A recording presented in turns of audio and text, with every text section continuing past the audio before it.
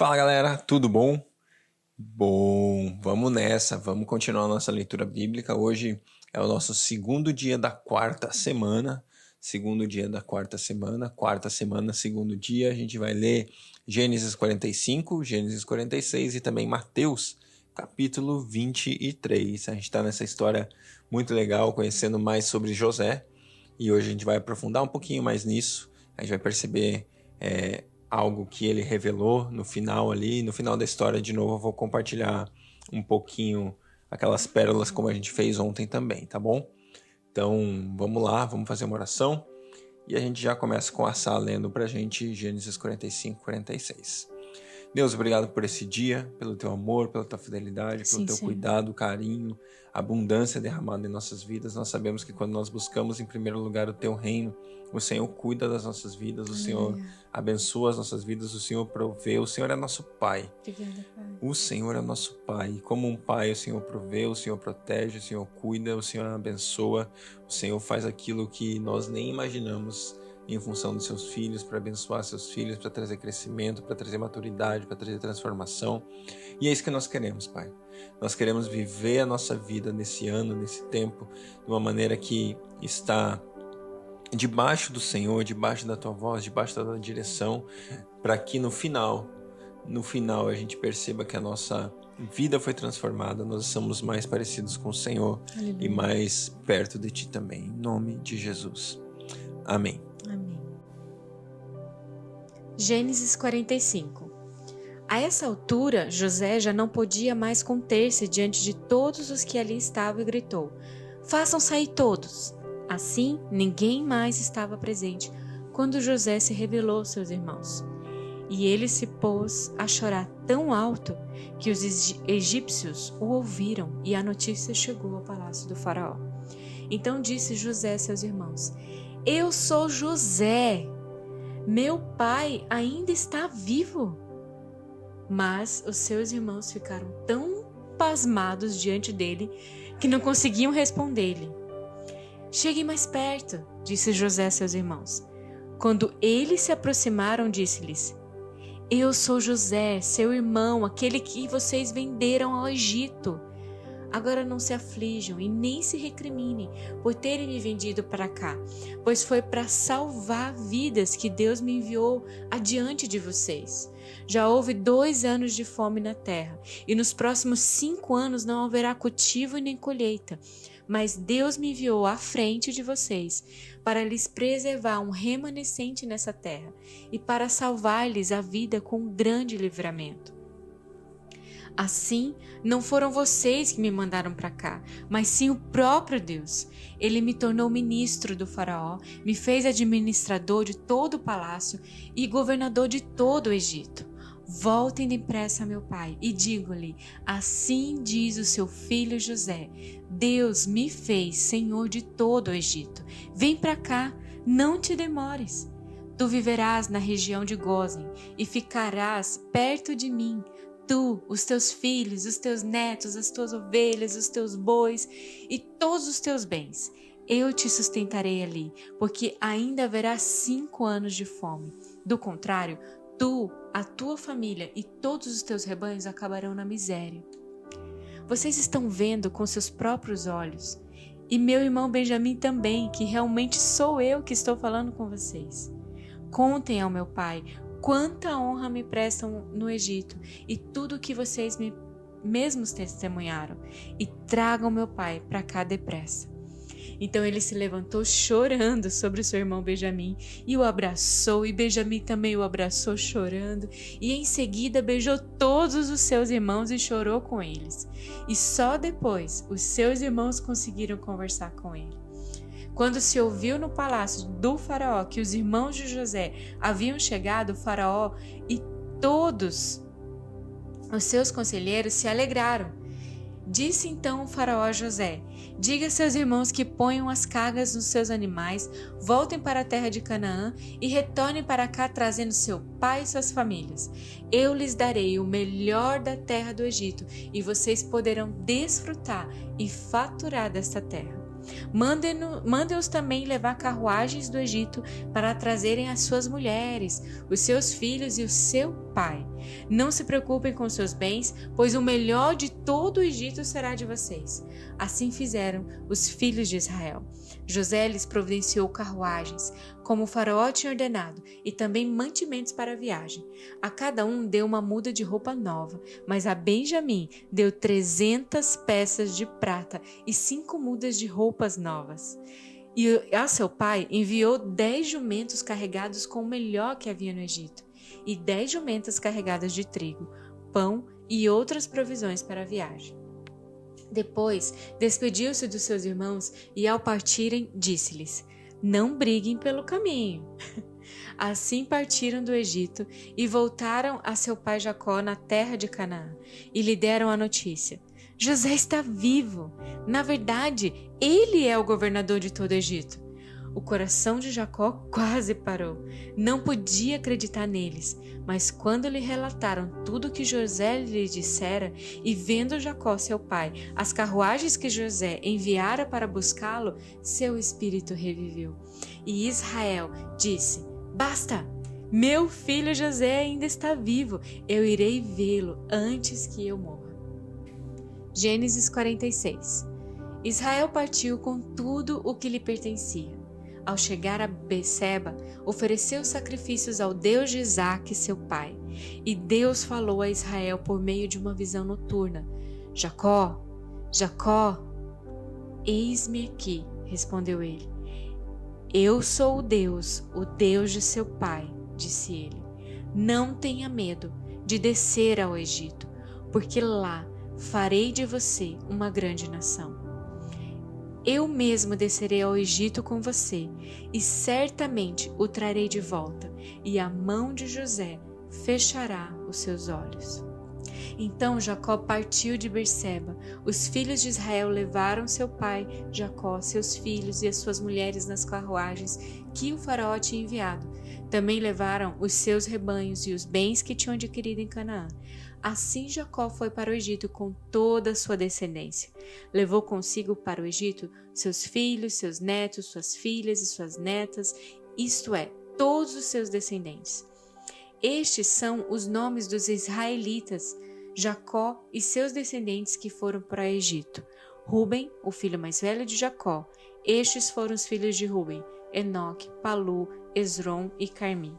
E estes foram os filhos de Simeão: Gemuel, Jamim, Oade, Joaquim, Zoá e Saul, filho de uma cananeia. E estes foram os filhos de Levi: Gerson, Coate e Merari.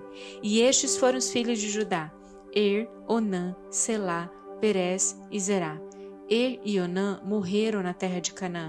E estes foram os filhos de Perez: Esrom e Ramuel. Estes foram os filhos de Issacar: Tolá, Puá, Jazube e Cisrom. Estes foram os filhos de Zebulon: Sered, Elon e Jaleel. Foram esses os filhos que Lia deu a Jacó em Padã-Arã, além de Diná, sua filha. Seus descendentes eram ao todo 33. E estes foram os filhos de Gade: Zefon, Adi, Suni, Esbom, Eri, Arode e Areli. Estes foram os filhos de Assé: Imnã, Isvá, Isvi e Bérias, e a irmã deles, Sera. Estes foram os filhos de Bérias: Eber e Malquiel. Foram esses os 16 descendentes que Zilpa, serva que Labão tinha dado a sua filha Lia, deu a Jacó. E estes foram os filhos de Raquel, mulher de Jacó: José e Benjamim. Azenate, filha de Potífera, sacerdote de On, deu 2 filhos a José no Egito: Manassés e Efraim. E estes foram os filhos de Benjamim: Belá, Bequer, Asbel, Gera, Naamã, Ei, Ros, Mupim, Upim e Arde. Foram esses os 14 descendentes que Raquel deu a Jacó. O filho de Dan foi Uzim. Estes foram os filhos de Naphtali: Jazeel, Guni, Jezé e Silém. Foram esses os 7 descendentes que Bila, serva que Labão tinha dado a sua filha Raquel, deu a Jacó. Todos os que foram para o Egito com Jacó, todos os seus descendentes, sem contar as mulheres de seus filhos, totalizaram 66 pessoas. Com mais os 2 filhos que nasceram a José no Egito, os membros da família de Jacó que foram para o Egito chegaram a 70. Ora, Jacó enviou Judá à sua frente a José, para saber como ir a Gósen. Quando lá chegaram, José, de carruagem pronta, partiu para Gósen para encontrar-se com seu pai Israel. Assim que o viu, correu para abraçá-lo e, abraçado a ele, chorou longamente. Israel disse a José: agora eu já posso morrer, pois eu vi o seu rosto e eu sei que você ainda está vivo. Então José disse aos seus irmãos e a toda a família de seu pai: vou partir e informar ao faraó que os meus irmãos e toda a família de meu pai que vivia em Canaã vieram para cá. Direi que os homens são pastores, cuidam de rebanhos e trouxeram consigo suas ovelhas, seus bois e tudo quanto lhes pertence. Quando o faraó mandar chamá-los e perguntar: em quem vocês trabalham? Respondam-lhe assim: teus servos criam rebanhos desde pequenos, como fizeram nossos antepassados. Assim, lhes será permitido habitar na região de Gósen, pois todos os pastores são desprezados pelos egípcios. Mateus 23. Então Jesus disse à multidão e aos seus discípulos: os mestres da lei e os fariseus se assentam na cadeira de Moisés. Obedeçam-lhe e façam tudo o que eles dizem a vocês, mas não faça o que eles fazem, pois não praticam o que pregam. Eles atam fardos pesados e os colocam sobre os ombros dos homens, mas eles mesmos não estão dispostos a levantar um só dedo para movê-los. Tudo o que fazem é para ser vistos pelos homens. Eles fazem seus filactérios bem largos e as franjas de suas vestes bem longas. Gostam do lugar de honra nos banquetes e dos assentos mais importantes nas sinagogas, de serem saudados nas praças e de serem chamados mestres. Mas vocês não devem ser chamados mestres. Um só é o mestre de vocês, e todos vocês são irmãos. A ninguém na terra chamem de pai, porque vocês só têm um pai, aquele que está nos céus. Tampouco vocês devem ser chamados chefes, porquanto vocês têm um só chefe, o Cristo. O maior entre vocês deverá ser servo, pois todo aquele que a si mesmo se exaltar será humilhado, e todo aquele que a si mesmo se humilhar será exaltado. Ai de vocês, mestres da lei e fariseus, hipócritas! Vocês fecham o reino dos céus diante dos homens. Vocês mesmos não entram, nem deixam aqueles que gostariam fazê-lo. Ai de vocês, mestres da lei e fariseus, hipócritas! Vocês devoram as casas das viúvas e, para disfarçar, fazem longas orações. Por isso, são castigados mais severamente. Ai de vocês, mestres da lei e fariseus, hipócritas, porque percorrem terra e mar para fazer um convertido e, quando conseguem, vocês o tornam 2 vezes mais filho do inferno do que vocês. Ai de vocês, guias cegos, pois dizem: se alguém jurar pelo santuário, isso nada significa, mas se alguém jurar pelo ouro do santuário, está obrigado por seu juramento.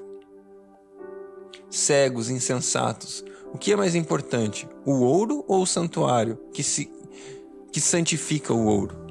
Vocês também dizem: se alguém jurar pelo altar, isto nada significa, mas se alguém jurar pela oferta que está sobre ele, está obrigado por seu juramento. Cegos, o que é mais importante, a oferta ou o altar que santifica a oferta? Portanto, aquele que jurar pelo altar, jura por ele e por tudo que está sobre ele. E o que jurar pelo santuário, jura por ele e por aquele que nele habita. E aquele que jurar pelos céus, jura pelo trono de Deus e por aquele que nele se assenta. Ai de vocês, mestres da lei e fariseus, hipócritas! Vocês dão o dízimo da hortelã, do edro e do cominho, mas têm negligenciado os preceitos mais importantes da lei, a justiça, a misericórdia e a fidelidade. Vocês devem praticar estas coisas sem omitir aquelas. Guias cegos, vocês coam um mosquito e engolem um camelo. Ai de vocês, mestres da lei e fariseus, hipócritas! Vocês limpam o exterior do corpo e do prato, mas por dentro estão cheios de ganância e cobiça. Fariseu cego, limpe primeiro o interior do copo e do prato, para que o exterior também fique limpo. Ai de vocês, mestres da lei e fariseus, hipócritas! Vocês são como sepulcros caiados, bonitos por fora, mas por dentro estão cheios de ossos de todo tipo de imundície. Assim são vocês, por fora parecem justos ao povo, mas por dentro estão cheios de hipocrisia e maldade. Ai de vocês, mestres da lei e fariseus, hipócritas! Vocês edificam os túmulos dos profetas e adornam os monumentos dos justos, e dizem: se tivéssemos vivido no tempo dos nossos antepassados, não teríamos tomado parte com eles no derramamento do sangue dos profetas. Assim, testemunham contra vocês mesmos, que são descendentes dos que assassinaram profetas. Acabem, pois, de encher a medida do pecado dos seus antepassados. Serpentes, raça de víboras, como vocês escaparão da condenação ao inferno? Por isso eu estou enviando profetas, sábios e mestres. A uns vocês matarão e crucificarão, a outros açoitarão nas sinagogas de vocês e perseguirão de cidade em cidade. E assim sobre vocês recairá todo o sangue justo derramado na terra, desde o sangue do justo Abel até o sangue de Zacarias, filho de Baraquias, a quem vocês assassinaram entre o altar e o santuário. Eu asseguro que tudo isso sobrevirá a esta geração. Jerusalém, Jerusalém, você que mata os profetas e apedreja os que são enviados a vocês. Quantas vezes eu quis reunir os filhos como galinha reúne os seus pintinhos debaixo de suas asas, mas vocês não quiseram. Eis que a casa de vocês ficará deserta, pois eu digo que vocês não me verão mais, até que digam: bendito é o que vem, em nome do Senhor. Uau, hein? Que texto foi esse que a gente acabou de ler de Mateus? Mateus 23, ele começa a nos falar daquilo que realmente tem valor. Eu gosto de ver a maneira que Jesus lida com a hipocrisia, com a religiosidade, com aquilo que é de fora para dentro. Jesus, ele veio e ele fez aquilo que ele fez para que a nossa vida fosse restaurada, não de fora para dentro, mas de dentro para fora. Aquilo que Jesus fez é capaz de nos fazer nascer de novo. Ele faz de nós novas criaturas. Ele faz de nós um novo homem, uma nova mulher, um novo ser, uma nova criatura. E quando eu e você, como novas criaturas, buscamos viver uma coisa ou viver uma vida baseada em aparência, isso vai totalmente contra aquilo que ele fez. Eu e você podemos anular, a gente pode falar assim: Jesus, tua obra não foi tão boa, não foi tão suficiente, a ponto de que, quer saber? Eu vou dar um jeitinho, eu vou fazer melhor aqui, eu vou me arrumar mais, eu vou me lavar mais, assim como os fariseus faziam, lavavam a mão, mas não tinha vida dentro. Eles faziam o cuidado extremo ali no dízimo e na oferta, mas não tinham vida por dentro.